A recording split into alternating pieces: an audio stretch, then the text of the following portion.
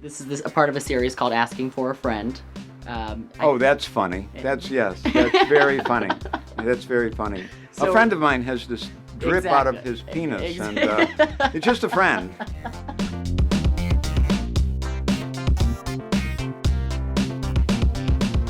Low testosterone, or low T, advertised to men as a sort of male menopause, responsible for low energy, lousy libidos, and flags that can't quite get up the pole. Say I know a guy in his mid-20s, girlish giggle, high-pitched voice, really doesn't develop muscles.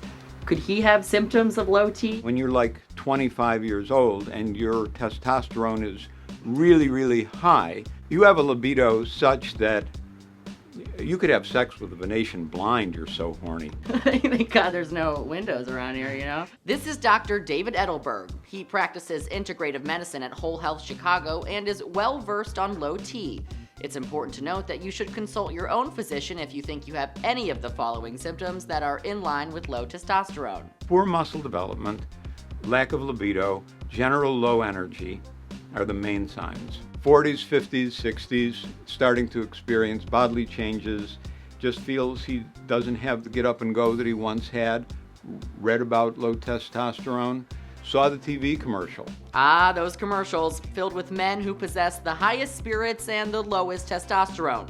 But it turns out boosting those T levels with traditional drugs pretty much costs you your left testicle. You've got topical creams like androgel, you've got the injections you can get. I know there's a pellet you could implant in your butt. Right. What is your kind of recommended method of treatment? First of all these drugs you see on TV, they're very expensive, and the insurance companies really don't like to cover them.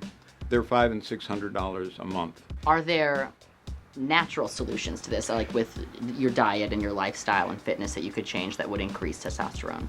Generally, yes. Regular exercise will. A healthful diet will. Lots of fruits and veggies.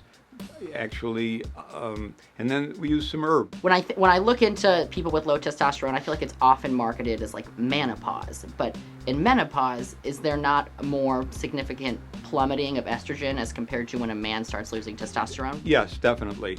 Women really can be physically very uncomfortable with their decline in estrogen. They will have hot flashes every few minutes, night sweats, they'll wake up drenched.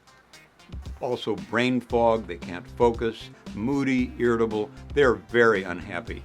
My first day as a woman, I'm getting hot flashes. It seems men aren't nearly as affected. According to BMJ, about 0.1% of men in their 40s, 0.6% in their 50s, 3.2% in their 60s, and 5.1% in their 70s would meet the criteria for treatment of low testosterone.